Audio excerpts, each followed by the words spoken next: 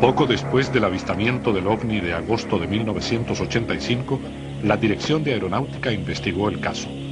Los resultados fueron publicados en la revista institucional, según nos contó Gustavo Rodríguez, quien actualmente es el secretario ejecutivo del Comité para el Estudio de Fenómenos Aéreos Anómalos, CFA. La Dirección de Aeronáutica también realizó una pequeña investigación donde yo tuve participación en ella, recopilando toda la información que hubo, y al final esto fue publicado a título personal en la revista de la Dirección de Aeronáutica e Información Aeronáutica que se publicaba en esa época. Y ahí damos todos los antecedentes del respecto y concluimos nosotros que se trataba de un fenómeno no explicado. No tenía ninguna relación con globos sondas, ni con globos del estudio de la alta atmósfera, ni ninguna cosa que se pareciera. Por los antecedentes que recopilamos en esa época, por reporte de pilotos de esa época, de tráfico que estuvo ingresando al país desde Argentina, nosotros llegamos a la conclusión de que era un fenómeno aéreo anómalo.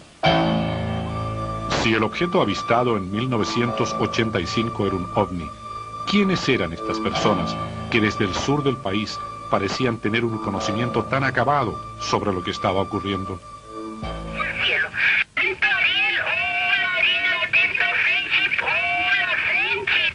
En otra oportunidad también me dijo, estábamos hablando de eso a las 1:30 de la mañana, y me dice, no vamos a poder seguir conversando porque los militares están grabando nuestra conversación. Aunque lo habían invitado, Octavio Ortiz no se atrevía a visitar la isla de Friendship. Sentía algunos temores que no lograba racionalizar, pero a pesar de todo los admiraba, porque había escuchado relatos sobre personas enfermas que eran llevadas a la isla y sanadas mediante tratamientos misteriosos. Un suceso posterior, imposible de olvidar, hizo crecer su aprensión. Ocurrió cuando estaba en Chiloé, esperando abordar un barco llamado Mytilus II, que lo llevaría a Friendship para someterse a un tratamiento médico contra una enfermedad que le aquejaba por esos días. Nosotros estábamos en Quellón esperando tener una comunicación con el barco, porque se suponía que nos queríamos ir. Cuando tuve un llamado del barco del Mytilus II, y realmente no me acuerdo si fue Ariel, Miguel, no me acuerdo bien con quién fue, pero alguien nos contó que el Challenger iba a partir y iba a explotar también. El 28 de enero de 1986, después de haber realizado 9 vuelos exitosos, el transbordador espacial Challenger estalló apenas 73 segundos después de haber despegado de Cabo Cañaveral, Florida, en una misión que se suponía de rutina. Sus 7 tripulantes murieron instantáneamente. La cadena de noticias CNN lo llamó el peor desastre de la historia de la exploración espacial. En Chile, aquella tarde, Octavio Ortiz sintió un escalofrío cuando supo la noticia, porque 20 o 30 minutos antes, esta le había sido anticipada por uno de los portavoces de Friendship. Nosotros no podíamos informar a quién, y quién nos va a creer si nosotros decimos, oye, va a explotar el Cerro Santa Lucía, por decir. ¿Quién nos va a creer? Era más que nada para que nos diéramos cuenta que ellos realmente eran poderosos.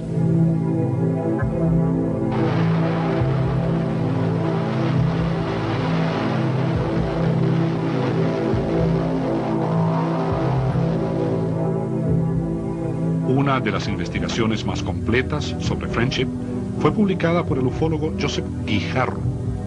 Dicho investigador español reveló la existencia de un personaje clave para resolver el enigma de esta congregación, Ernesto de la Fuente, considerado el único testigo que habría visitado la isla de Friendship. Yo creo que Ernesto trabaja para ellos. O sea, es más, Ernesto me dijo que él trabajaba para ellos. Y él viaja a Chiloé, tranquilo cuando quiere, a Friendship.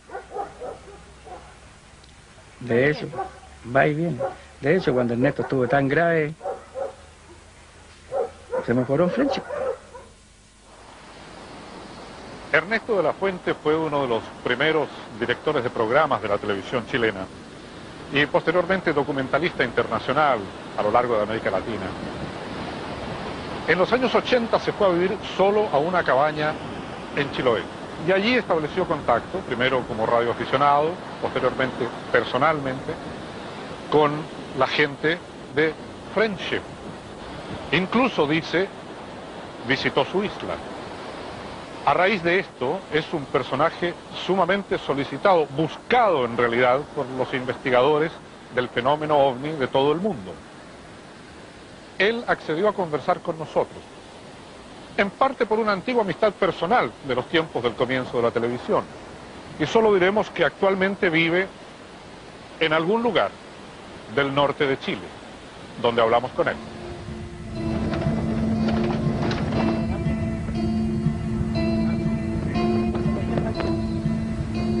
Yo no tenía que hacer de todo.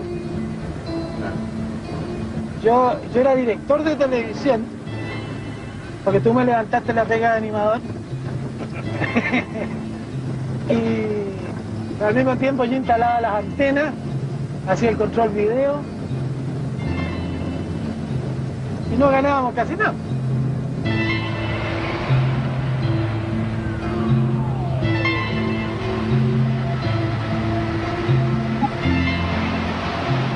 Una de las razones, porque todo el mundo se pregunta por qué este señor desapareció y vive tan lejos y se cambió, estas cosas por el estilo, entre otras cosas, como te decía, para vivir diferente, y porque ya todos los ornitólogos, que se los puede llamar así, tenían mi dirección y me llamaban para las cosas más increíbles. Y cada loco me llamaba para cada idea distinta, y si yo no les contestaba se enojaban. Después otra cosa que aprovecho de decirlo aquí, han tratado de conectar esto con cosas políticas, concretamente con el Tercer Reich y con los nazis y todo lo demás. Yo te puedo asegurar que no hay nada de eso. Ellos mismos me dijeron, ¿no?, que yo, para ellos, era mucho más útil aquí que allá, mientras que hay otros que son mucho más útiles allá que aquí.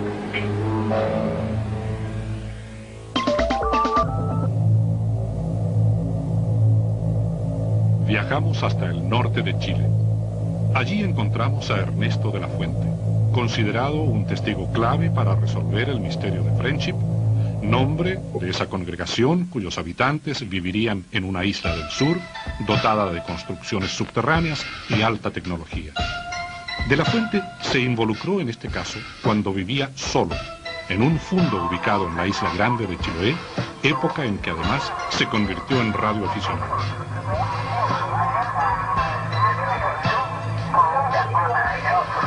¿Y cómo se llegó al tema que nos ocupa?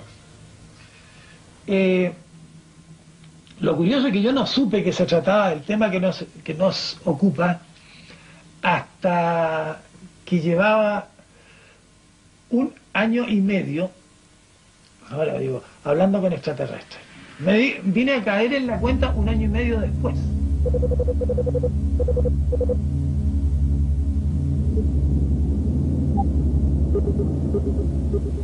Comenzó que yo hablaba normalmente con un señor que se llama supongo, Alberto.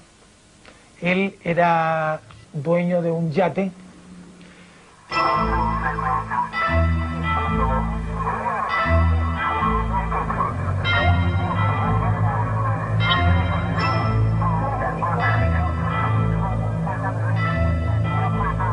Y de repente me dijo que estaba feliz porque una congregación de unos extraños curas, que él los nominaba así, lo habían contratado. Y yo, como hablaba siempre con Alberto, después empecé a hablar con la gente que andaba en el yate de Alberto. Lógicamente que les pregunté quiénes eran, me preguntaron que era una congregación y que habían comprado una isla en el sur de Chile y que estaban instalándose. ¿No daban nombre de la congregación? Sí. ¿Sí? Friendship. Friendship. Friendship. Amistad. Exactamente, exactamente.